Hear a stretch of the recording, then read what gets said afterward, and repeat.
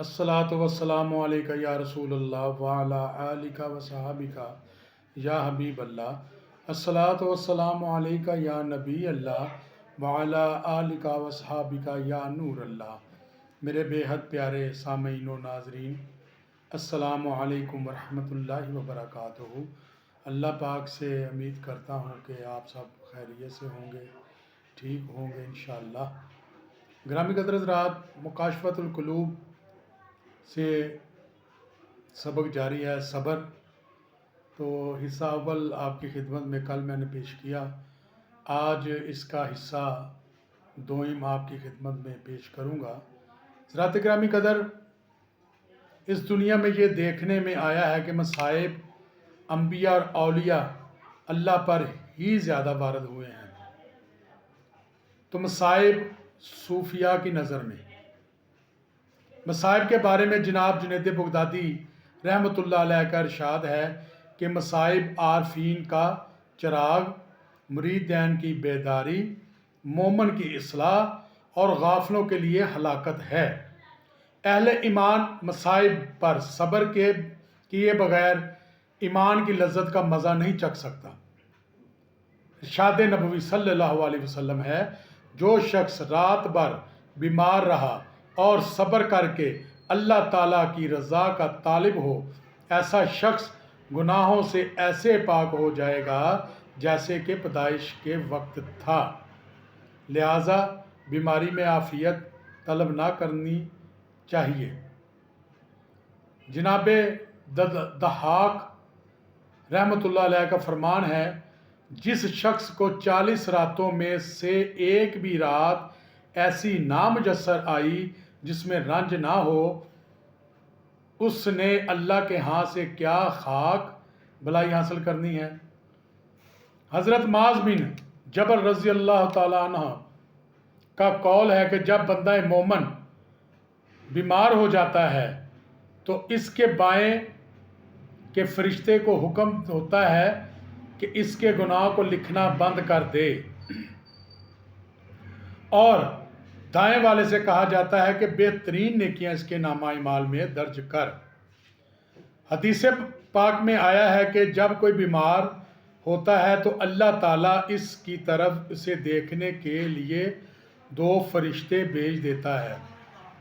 جب بیمار الحمدللہ کہتا ہے تو فرشتے اللہ کی بارگاہ میں جا کر اس کے لیے الفاظ دہراتے ہیں۔ اس پر ارشاد ہوتا ہے کہ اگر میں اس کو بیماری میں موت دوں گا تو جنت میں داخل کروں گا، اگر صحت عطا کروں گا تو صحت عطا کی تو زیادہ ہوگی اور اس کے گناہ معاف کر دوں گا۔ سبحان اللہ۔ یہ نظریہ ہے اولیاء کرام کا، صوفیاء کا۔ تو آگے ایک حکایت امام غزالی پیش کرتے ہیں کہ بنی اسرائیل میں ایک نہایت ہی بد کردار شخص تھا۔ اہل شہر اس کی بدکاری سے تنگ آ گئے تھے۔ انہوں نے اسے بدکار سے محفوظ رہنے کے لیے اللہ سے دعا کی۔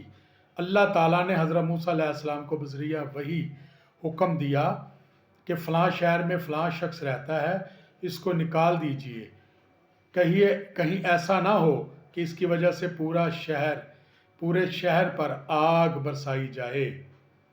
حضرت موسیٰ علیہ السلام اس شہر میں گئے اور اسے نکال دیا گیا اور الگ تھلگ ایک غار میں جا کر رہائش پذیر ہوا جہاں چرند پرند اور انسان کا گزرنا تھا۔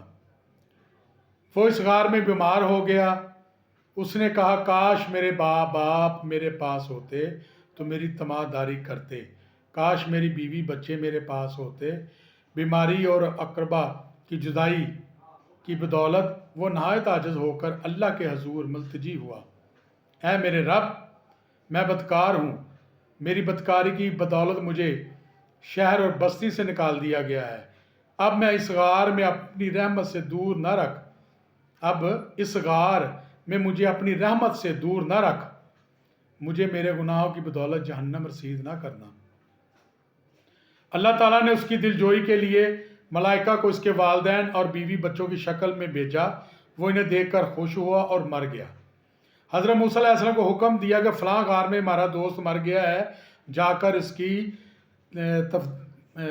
تکفین کرو۔ آپ نے وہاں جا کر اس شخص کو دیکھا جس شخص کو بستی اور شہر سے نکالا تھا۔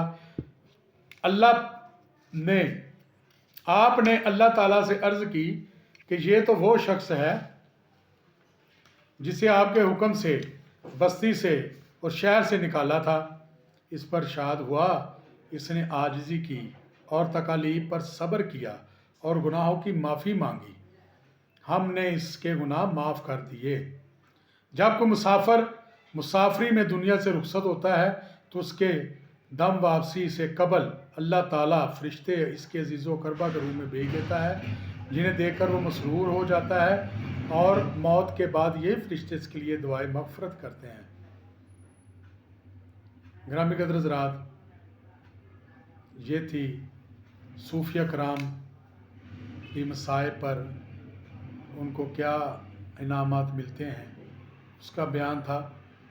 تو انشاءاللہ تعالیٰ کل ایک نئے موضوع کے ساتھ حاضر خدمت ہوں گا۔